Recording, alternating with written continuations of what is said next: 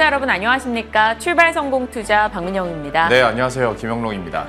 요즘만큼 개별 기업들 이슈에 민감한 시기가 있나 싶어요. 밤사이 뉴욕장에서도 테슬라가 10% 이상 급등을 기록했는데요. 중고차 업체가 이 테슬라의 차량 10만 대를 산다라는 소식에 급등세가 나왔고요. 또 모더나도 이 항체 형성이 1.5배 어린이들 사이에서 이뤄졌다라는 이슈 속에 급등했습니다. 이런 이슈에 더 눈독 들이게 되는 것 같아요. 이런 이슈가 나오다 보니까 드디어 막 천슬라 이렇게 갔잖아요. 네. 그러니까 화끈하게 정말 잘 가줍니다. 근데 우리 증시도 그렇게 상승 탄력이 크진 않아도 지수 떨어질 때 분명히 이끌어주는 주도주들이 있거든요. 네. 예를 들어서 어제는 또 수주나 아니면 전력 공급 관련해서 원전 계속 관심을 받고 있는 모습이었고, 또 이제 K조선 하면서 이제 조선 업종이 지수 전체에 이끌어주고, 네. 리오프닝 관련해서도 어제 뉴스가 나오다 보니까 전반적으로 분위기가 좋았거든요. 그러면서 지수도 올라가는 거니까 좀 이런 흐름들이 이제 연속성이 있었으면 하는 바람입니다. 네, 과연 오늘은 또 어떤 이슈들, 또 이번 주에는 눈여겨볼 만한 테마성 이슈가 어떤 것들이 있는지 저희 좀 따져보도록 하겠습니다. 첫 번째 이슈는 어제 어찌 보면 가장 핫했던 내용 들여다볼까요? 안 좋은 쪽으로 좀 핫했죠. 네. KT의 통신 오류가 있었습니다. 처음에는 이게 디도스 공격이다라고 대응을 좀 섣부르게 했다가 네. 결국 2시간 만에 이게 설정 오류라고 다시 번복을 하는 모습이었는데요. 일단 주식 투자자 입장에서 좀 생각을 해봤을 때 일단 KT에게 얼마나 영향이 갈까. 근데 지금까지 보면 그 3시간 이상 서비스 불가 시에는 손해배상을 해주는데 어제는 한 11시 20분부터 정오까지 1시간가량 서비스 불가가 이루어졌었거든요. 그래서 손해배상은 있지는 않을 거다라는 얘기들이 나옵니다. 다만 어떤 통신 사업이라는 기간 산업 중에 하나다 보니까 만약에 이 피해들을 1시간으로 일할 계산했을 때 어느 정도 손해배상이 가능할 거냐라는 추측들은 나오는데 한 73억 원? 그러면 물론 큰 돈이긴 합니다만은 KT 전체 수익을 봤을 때는 그렇게 크게 타격은 있지 않을 거다라는 얘기들을 합니다. 다만 주가 상황을 봤을 때는 어제 딱 이 시기 분봉인데요. 어제 이 시기에서 속보가 들려왔고 하다 보니까 하락 전환하면서 좀 힘이 빠진 모습이었습니다. 근데 이제 장기적으로 봤을 때 과연 이 사안을 우리가 어떻게 어느 정도까지 받아들여야 되느냐에 대해서는 좀 이건 잘 모르겠어서 과거 사례를 한번 봤거든요. 대표적으로 여러분들 생각나시는 게 지난 2018년 11월 24일에 있었던 KT 아현지사 화재 사건일 겁니다. 딱 이때인데요. 그때 당시에 24일이 토요일이었어요. 그래서 금요일장과 월요일장에 개파락이 좀 나타나는 모습이었는데 결과적으로 따지고 보면 다시 금세 회복하는 모습이었고 이후에 보상 금액 가지고 소송전 가고 얘기가 많다 보니까 나중에 힘이 떨어지긴 했습니다만은 당장은 글쎄 그렇게 큰 영향은 결과적으로 없었던 것 같습니다. 그때 당시에 이 정도의 보상안이 이렇게 나오기도 했었는데 이번에는 좀 어떤 보상안들이 나올지 어떻게 결론이 날지는 좀 시간을 두고 지켜보셔야 될 것 같고요. 네.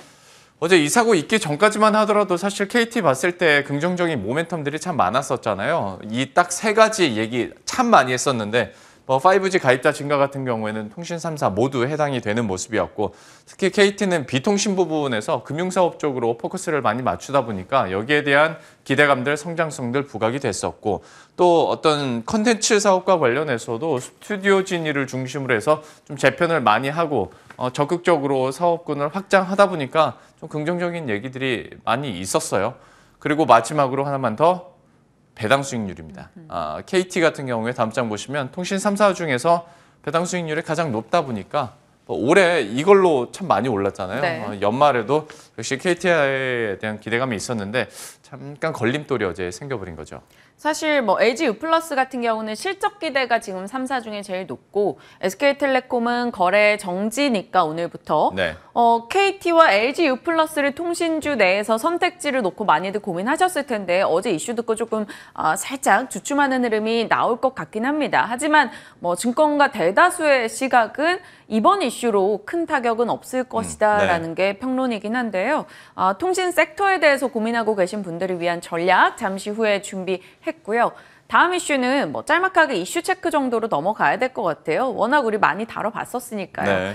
어제 이제 코로나 발생 651일째인 11월 1일부터 방역 체계 전환을 하게 되는데 그 초안이 발표가 됐습니다. 다들 대략적인 내용 인지하고 계실 것 같습니다. 4주간 시행하고 2주간 평가해서 총 6주간의 간격으로 단계적 완화를 거치게 되는데요. 1단계는 생업시설의 이 운영 시간을 제한하는 것들을 조금씩 풀어주고요. 2단계에선 대규모 행사, 그리고 마지막 내년 초가 되겠습니다. 3단계에서는 이제 사적 모임에 대한 이 제한까지 풀리게 될 겁니다. 지금 일단 우리가 마주하게 되는 1단계는 어떤 일상의 변화가 있는가 한번 넘겨보도록 할게요. 일단 식당이나 카페와 같은 생업시설 시간 제한 없이 온종일 이용이 가능하게 됩니다. 그리고 우리 운동이라던가 노래방이라고 하죠. 노래방이나 야구장 이런 거 가게 될 경우에는 접종 증명을 한다던가 음성 확인서를 낸다던가 일종의 백신 패스죠. 이런 과정을 거쳤을 경우에 충분히 이용이 가능하다라고 하고요.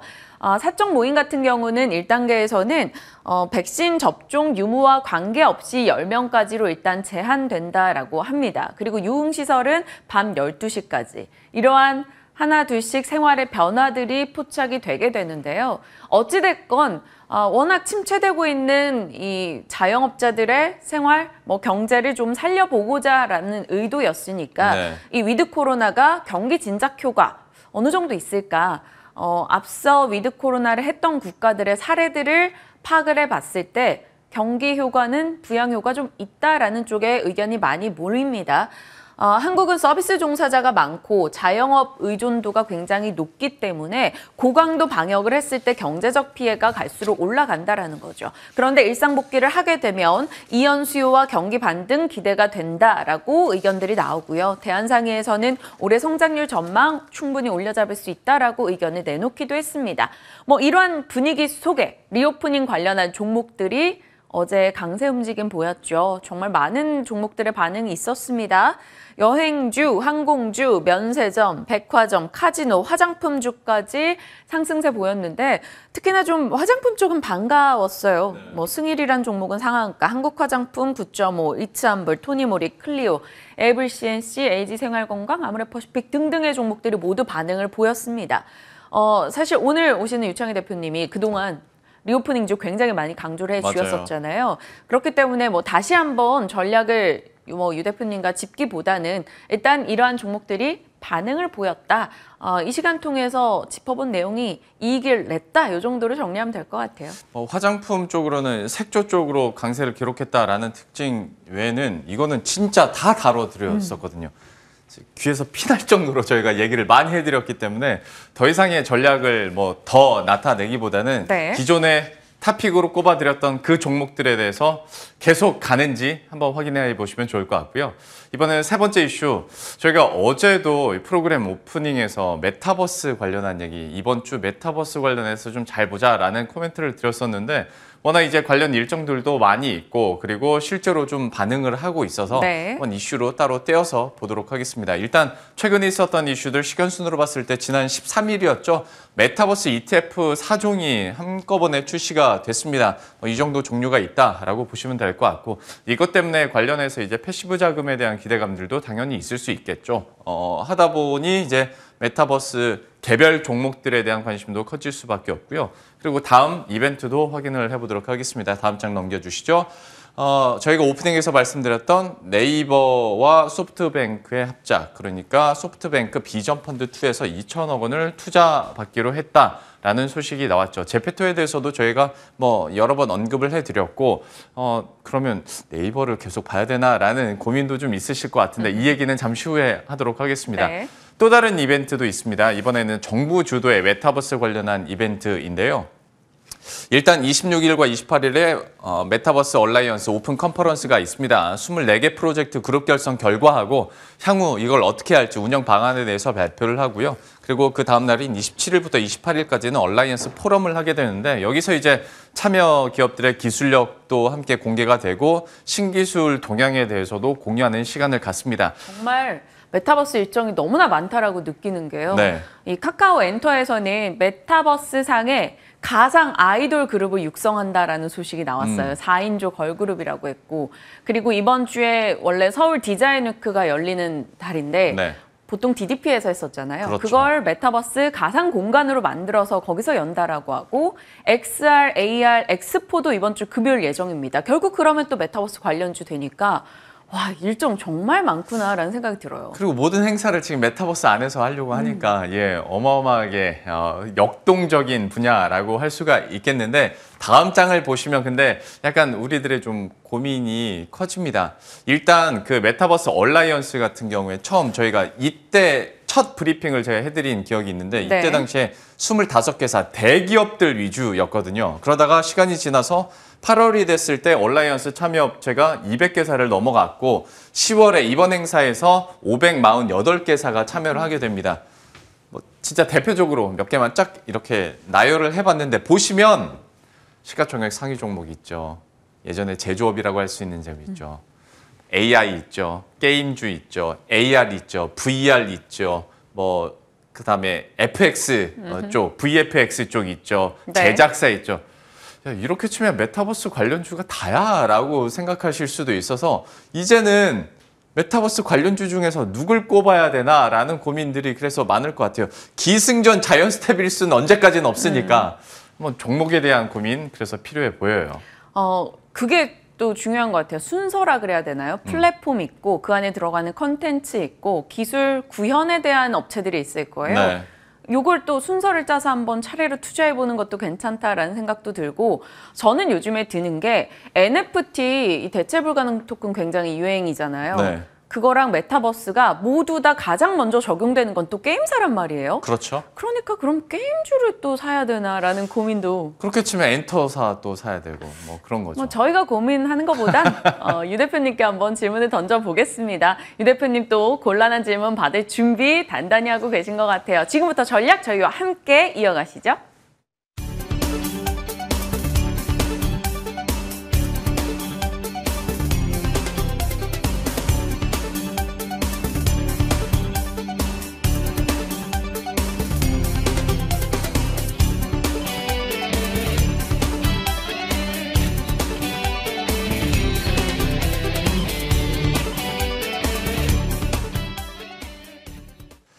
예, 그러면 앞에서 언급드렸던 종목들 투자 전략으로는 어떻게 녹일 수 있을지 이분과 함께 이야기 나눠보도록 하겠습니다. 유스탁의 유창희 대표와 함께합니다. 어서 오십시오. 안녕하십니까. 네, 안녕하세요.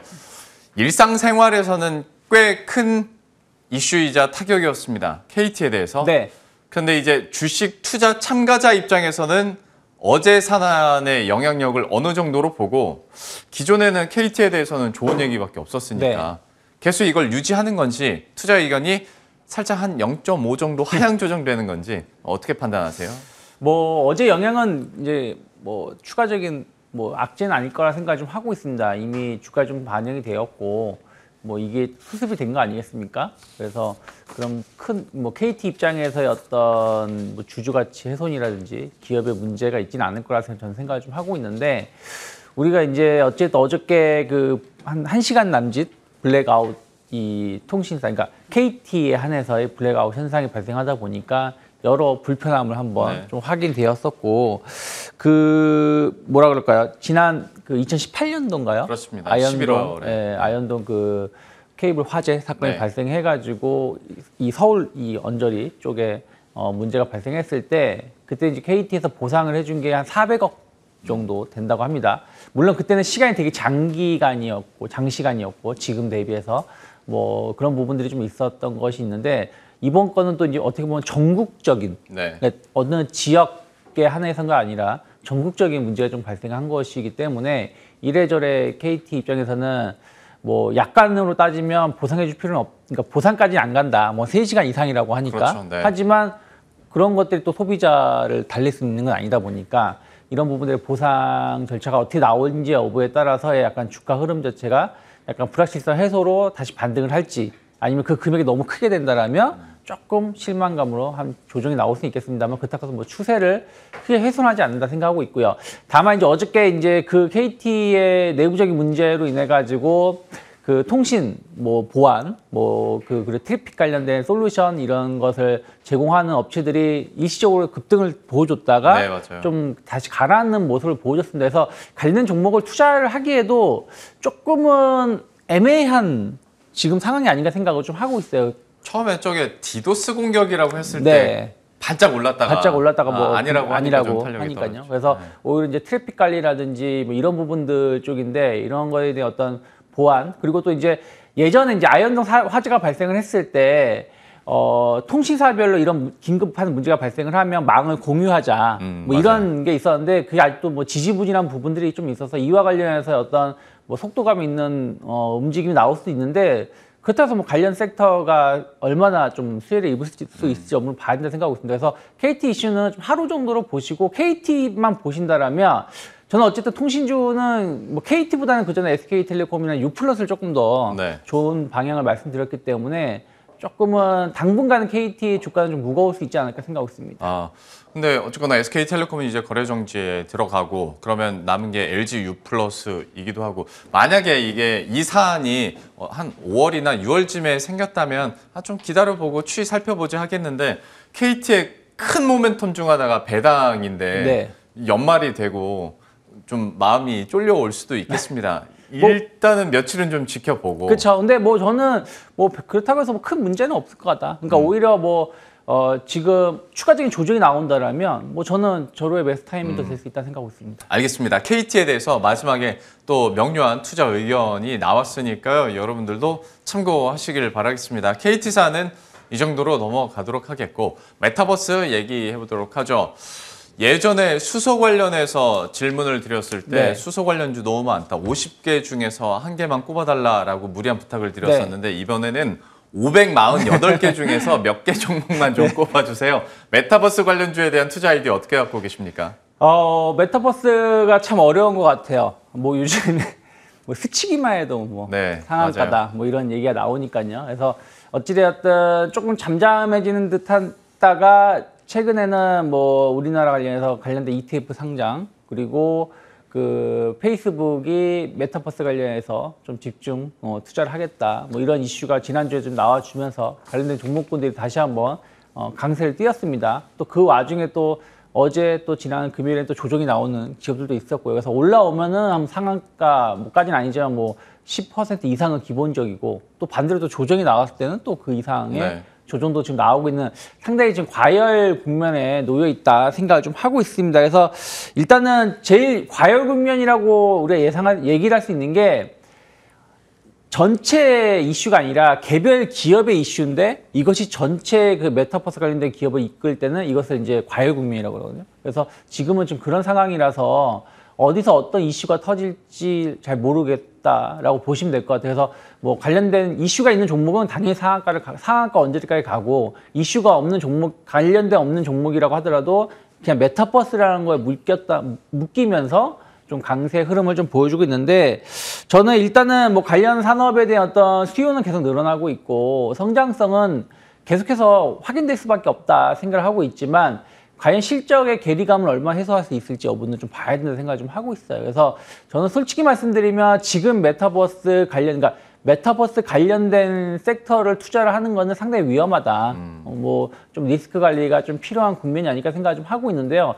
다만 메타버스가 단순하게 어떤 하나의 산업 섹터에만 포함되는 게 아니라 전체 그 시장을 좀 흔드는 흐름을 갈 수 있다. 그렇다면은 저는 전체적인 관점에서 볼 필요가 있고 그렇기 때문에 처음에는 앞에서도 언급하셨지만 뭐 한 40-50개 기업에서 지금 500개 기업까지 늘어나는 것은 단순하게 그냥 소프트웨어 뭐 이런 쪽만 끝나는 게 아니라 하드웨어라든지 뭐 시장 마켓이라든지 이런 부분들이 같이 움직이는 측면이 좀 있기 때문에 일단 어쨌든 소프트웨어 쪽으로 좀 보신다라면 저는 뭐 맥스트 최근에 한 조정이 나오고 나서 다시 좀 반등세를 좀 시현하고 있지 않나 생각 좀 하고 있고요. 그리고 컴투스 같은 경우도 그런 측면에서 조금은 더 바닥에서 추가적인 반등 가능하다 생각하고 있는데 다만 이제 오늘 여기서는 좀 그리고 이제 뭐 엔터주 이런 부분들 좀 관심 있게 보시면 좋은데 오늘 좀 언급은 좀 아직은 뭐 강하게 못 해드리지만 저는 5G 통신 장비주들도 같이 이제는 메타버스를 묶일 수도 있다. 결과적으로 그렇게 네, 왜 그러냐면은 네.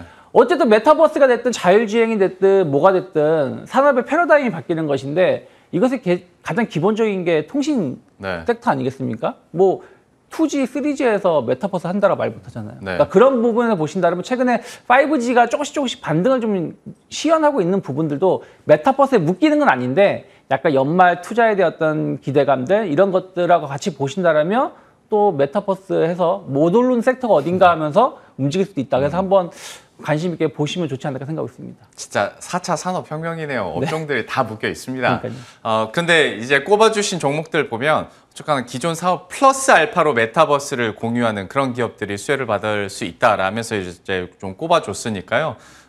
방금 나왔었던 종목들에 대해서도 저희가 관심 있게 흐름들 지켜보도록 하겠습니다.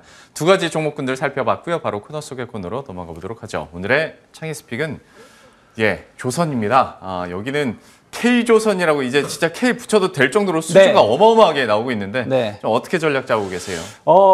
진짜 오랜만에 조선주 말씀드리는 것 같아요. 뭐 다들 조선주 그렇게 썩 좋게 보지 않는 것 같습니다. 저도 그렇게 아직까지는 좋게 보고 있지는 않는데 어쨌든 업황 바닥이 확인됐다는 측면에서 좀 보실 필요가 있지 않을까 생각을 좀 하고 있습니다.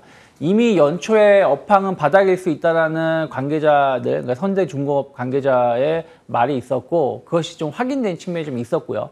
지금 8년 만에 지금 목표 수주를 달성을 했고 오히려 초과 수주를 했죠. 그리고 내년 뭐까지도 이런 기조는 더 이어질 수 있다 생각을 좀 하고 있습니다. 그리고 지금 수주하는 것들은 조금 더 좋은 단가로 수주를 하는 것이기 때문에 실제로 상당히 도움된다. 물론 지금 당장은 아니지만 하지만 이미 이제 지금 연말이니까 1년이 지났지 않았습니까? 네. 그만큼 실적 정상화 시기는 다가오고 있다는 것이죠. 그래서 턴어라운드 관점에서의 좀 조선주들 좀 바라볼 수 있다 생각을 좀 하고 있고요.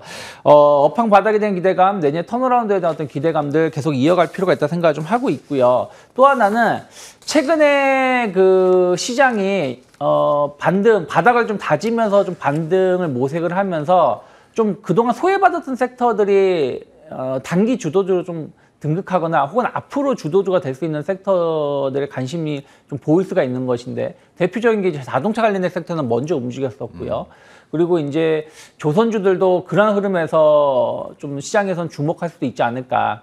그러다 보니까 기관 투자자 중심으로 해서 강한 매수세가 좀 유입되고 있는 것도 그러한 측면이 좀 있다 생각을 좀 하고 있습니다. 그래서 저는 뭐 유상증자들 혹은 실적 악화든 이런 부분들이 이번 분기 혹은 다음 분기면 거의 마무리될 가능성이 높기 때문에 지금부터 약간씩 조금씩 모아가시는 전략도 나쁘지 않다 생각을 좀 하고 있고요.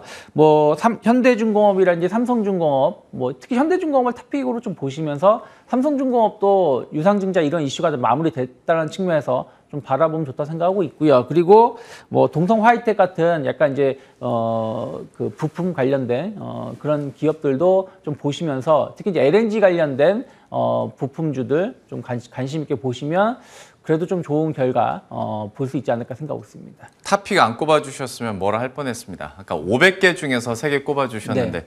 조선주 한 10개 남짓 중에서 3종목 다 말씀하시면 어떡할까 했는데 탑픽으로는 현대중공업이다라고 얘기를 했고 이외에 삼성중공업과 동성화이텍까지도 한번 언급을 해주셨으니까요. 앞으로의 흐름들 현대중공업을 중심으로 한번 지켜보도록 하겠습니다. 오늘 뉴스탁의 유창희 대표와 함께했습니다. 오늘 말씀 고맙습니다. 고맙습니다.